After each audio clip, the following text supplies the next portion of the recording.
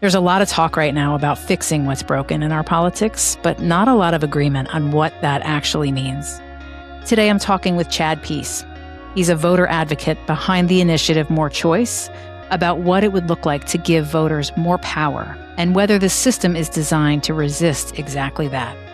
This is the Friday Reporter. Chad, let's start from here.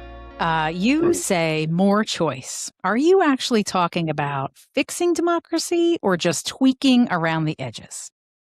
I'm talking about observing democracy, I should say. All right. Most simply, we're saying like the right to vote and the right to a meaningful vote derives from the individual, whether they're a Democrat or Republican and none of the above, right? And we have an election system designed where the building block of democracy is the political party, right? You get extra rights at the moment you join the political party. That's why we emphasize the party agnosticism of it. It's not in conflict. They're separate issues. And right now and for too long, we've ignored the fundamental principle of democracy is that the right to vote derives from people, not from organizations of private individuals, right? Right. So that's kind of at the core of what we're doing. So I'd say it's an observation of democracy. Fair. And I only challenge you because this is a big undertaking. I mean, I'm so impressed with what you're doing. And I think a lot of people come to it with the hope to really affect change entirely. And the hope is quickly realized by the fact that it's incredible undertaking. Tell me a little though, what's broken that most voters don't see? The design of the process, I think what's broken is the system by which we elect representatives, right? And so a lot of times we get divided by the individuals acting under the circumstances of a system that gets them elected. And so we go time after time, okay, well, if we elect this person, it's going to get better. Or if we elect this person, it's going to get better. And it may, at the margins of democracy, depending on what your perspective is, but the system doesn't get better until you change the rules and the incentives that create the situation that we're in. Mm.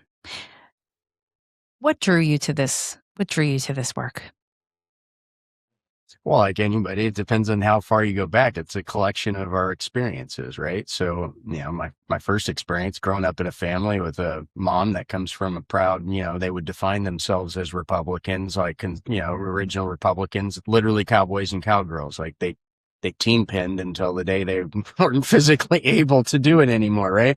And then my father's side of the family is a good old Kentucky Democrat, came out here to be a dentist to San Diego, and they're proud, more proud Democrats, right? And that was kind of like those sides of the families define themselves in part, not totally, by their party affiliation, right? But we never had fights at dinner. We never closed the door. I mean, my grandfathers each respected and liked each other. My mom and my dad, fight like anybody else, but it was all out of love and hey, so I grew up around that experience, right?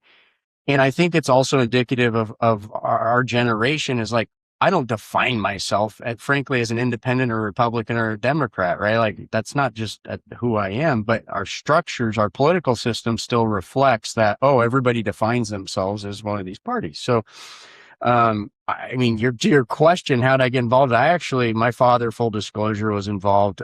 He served in the legislature of California as a Democrat his whole life. I saw kind of where it was going, and I was like, I don't want anything to do with politics. Skip forward. I call my crazy libertarian days. I had a friend that dragged me in kind of to that space because he was a techie guy and doing internet stuff when nobody else was, raised a bunch of money in a presidential campaign, drafted a libertarian leaning candidate to the United States Senate. And then I was like, well, this isn't a long-term future. So I went back to law school.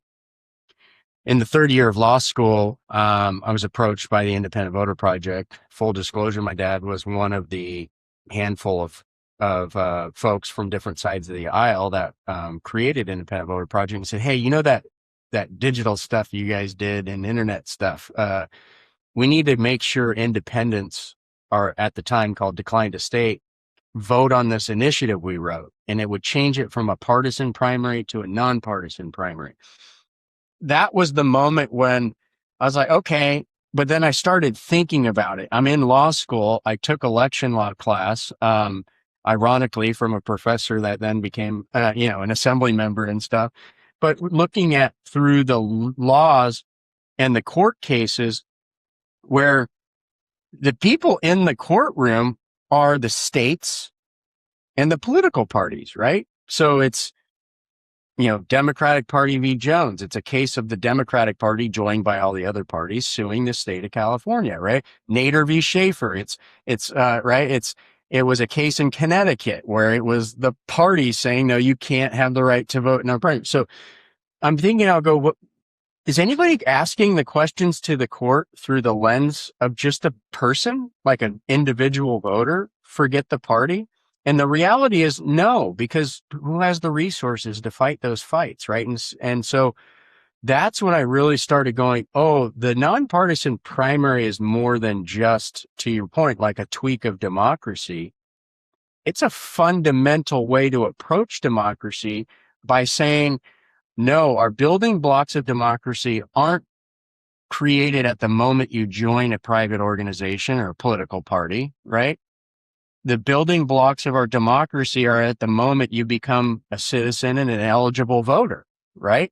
And so it doesn't matter. Yes, we shouldn't exclude people by race or gender or color, right? That is all true. But we also shouldn't exclude people by virtue of party affiliation. And at the core of our lawsuit is saying, look, there's already a fundamental right.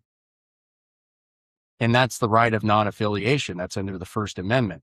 So that's like the core crux of our national legal strategy, is just asserting that right and saying, look, the state creates a closed primary system.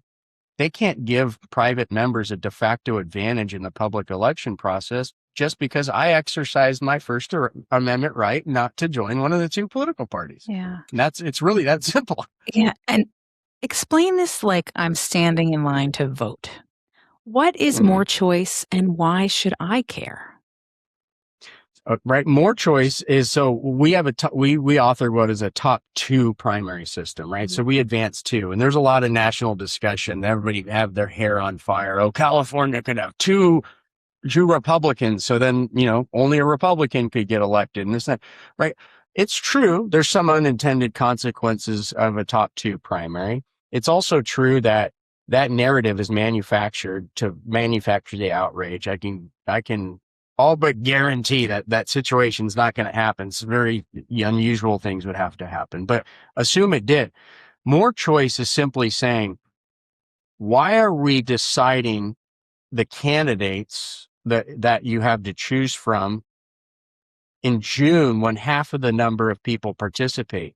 How about we give voters more options in November so that we can have a more robust discussion and say, oh, maybe you like this person, you want to vote for them, but you don't think they can win.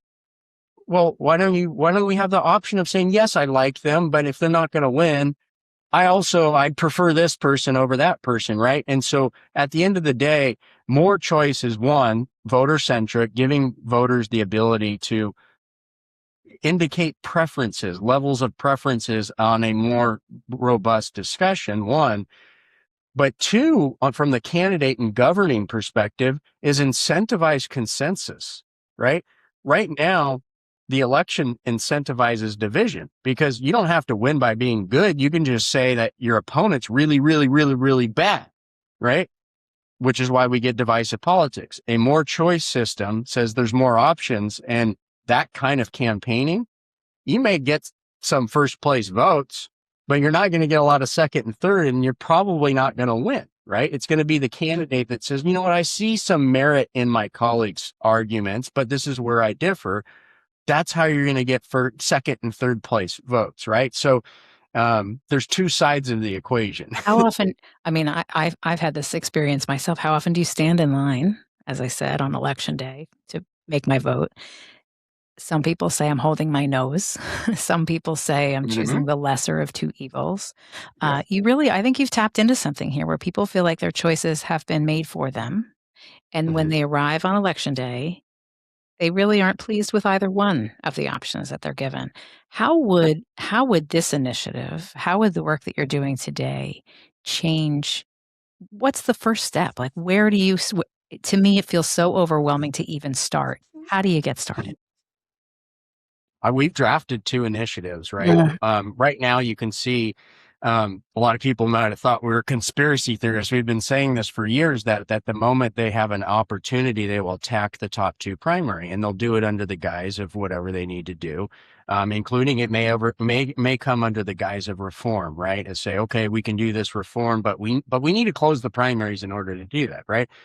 Well, just today, the chair of the Democratic Party said we need to get rid of this jungle primary, which jungle is a intentionally pejorative term, right?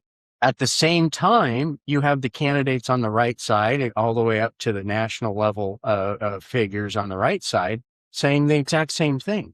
Well, we might get locked out, and we get locked out of a bunch of elections because of this top 2 primary. So they use that as the stalking horse to say, let's get rid of the nonpartisan primary. But what's their solution? Their solution is to go back to a system of closed primaries, which I think at a national level, people it's not working at a national level, right? So we have one initiative that simply says all voters, regardless of party, shall have an equally meaningful right to vote at all stages of the public election process, right? So that's say, okay, you get rid of the top 2. Well, you can do something else, but you can't do what they do in New Jersey and Florida and New York, right?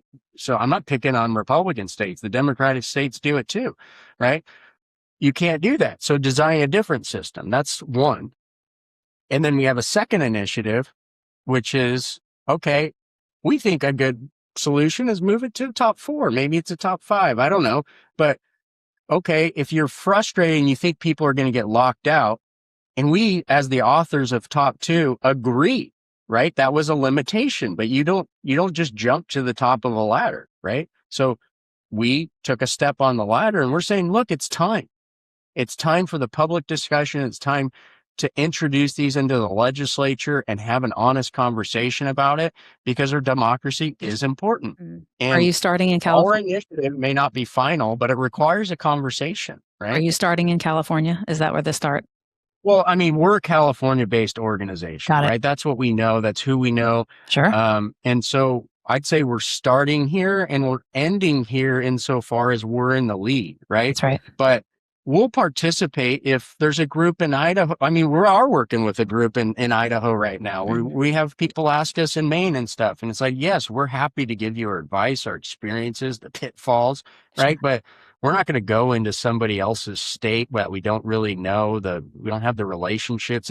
Every state has a totally different history, right? And suggest that, oh, you got to do exactly what we did in California, because it may be a different moment in time for the voters in New York and Florida, right? You hit it right on the head. Every single state is different. Every single state has a different set, but this is a model that could be replicated in the ways that make good sense. Do you think that this changes who runs or just who wins? Of course. Yeah. Of course. It changes who runs it. And I always say you might end up with the exact same candidate winning. And in a lot of cases, I think you will. But the way they govern will be different. And my argument is it'll give legislators freedom, right? Right now, they're held hostage by, I mean, we have terms like, oh, they'll get primaried if they work with the other party. Yeah. I think that's such a ridiculous concept that we should reject. Like, we're disincentivizing consensus. That's the point of government. Why do we have government? Is to resolve differences. Sure. If we didn't have government to resolve differences, then we'd either be at war or we wouldn't be a country, right? So our point is like, why did we erect barriers to consensus? Do you have opposition? The parties must hate this. They must. Yes. Yeah. So, I mean, there's a pretty prominent, I try not to point at individuals because I actually respect a number of the people who are adamant opponent. I mean, our Secretary of State, Shirley Weber, has said from day one, I don't like the top 2 primary. I don't like ranked choice voting. I at the same time have an incredible level of respect for her. She Sure. is a smart, cerebral, good person, right? And I And hope one day I can convince her of the merits of our arguments, right? Secretary of State in California is in charge of elections, just like in New Jersey. Correct. Yeah, yeah. So that's Correct. it's her job to toe the line the way that the law is written, I'm sure too, Correct, right? correct. And we go and say, "Oh, she must reject it because she has ill motive," right? And Mm. like we need to get out of that. It's like people have different positions because they're different perspectives. They lived in different moments in time. They have other fears that we may not have, right? And we have to have this conversation. Like a point I'm bringing that up is I actually think if for them, it's a good thing for the parties.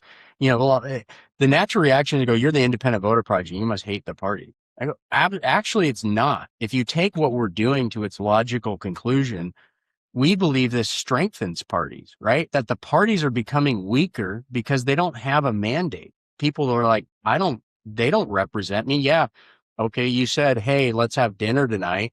And I had to choose between McDonald's and Burger King, right? So one of those we end up having for dinner, and therefore you have a mandate. No, you don't, right? We're saying you can be better Democrats, you can be better Republicans by having a better conversation with everybody, not just the people that will show up in your office with picket signs.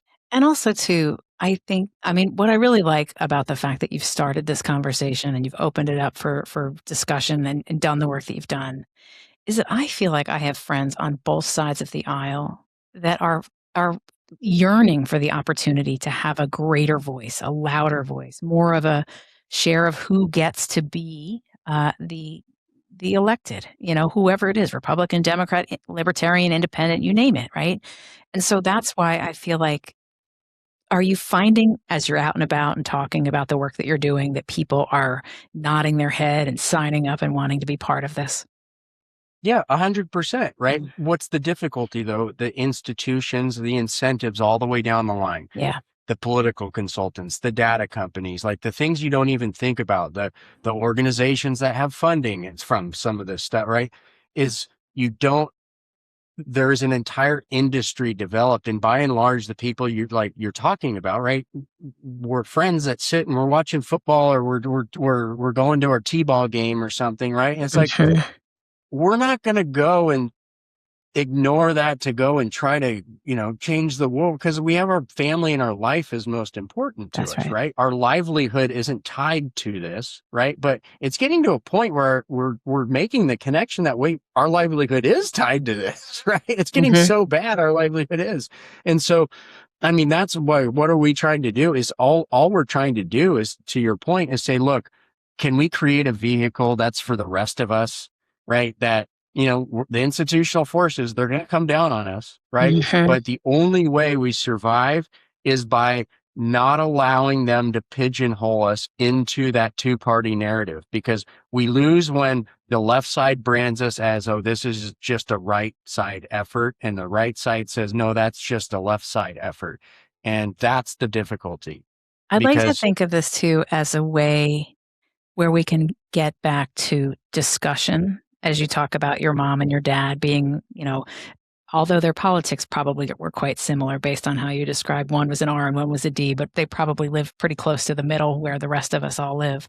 Um, do you think this improves dialogue over the kitchen table or at the t-ball game or wherever we are because we can be a little more open-minded about conversation? yeah, 100%, because the way we treat it and the incentives right now treat every issue as black and white, is that there's a good side, there's a bad side, right? And there's no merits to the other side. And then worse, it's gotten to motivate motives, right? They disagree, therefore they're evil, and they're going to participate in the overthrow of our country, right?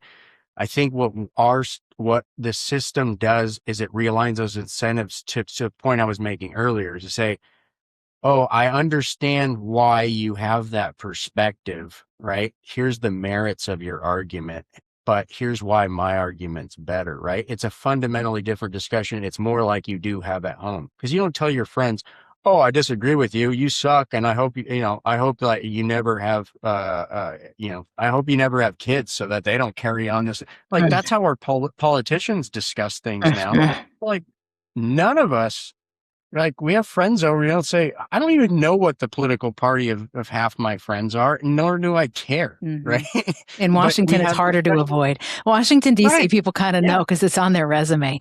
Chad, for people listening who are intrigued but skeptical, what should they go look at or question for themselves? I mean, we have a news website, ivn.us, and we try to cover all these efforts, even including ones that we're not involved with, right?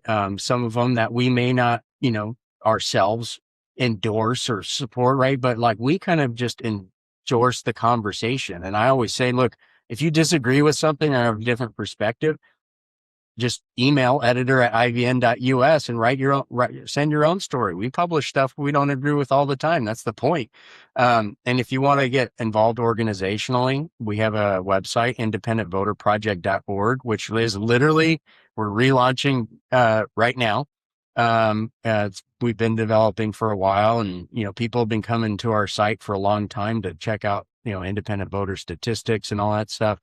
But we have a redevelopment going on right now. And then just take a look around your community. See if there's a group like getting together around your community, because there's more and more of them. And like, put the partisanship aside and go to that door and understand, to be successful in this space, you need to participate with people who have different political beliefs than you, right? And that's the point. Chad, it strikes me that this is about giving voters more power and not taking power away from parties. Would you agree? 100%. The tagline on the top of our website is pro voter, party agnostic, right? And this does not take power away from the party. We're not an adversarial effort. We're exclusive. It's a pro voter effort. And as I mentioned, I honestly believe if we're successful, the biggest beneficiaries are the political parties themselves. Chad Peace, thank you so much for being with me. Love being here. Thank you for having me. That's my conversation with Chad Peace. If this episode got you thinking differently about how we vote or who the system is really built for, I'd encourage you to take a closer look at More Choice and the ideas we talked through today. He also mentioned Independent Voter Project as another resource for you to get a look at. As always, if you can, find more conversations like this on The Friday Reporter. I'm Lisa Camooso Miller. Thanks for being here.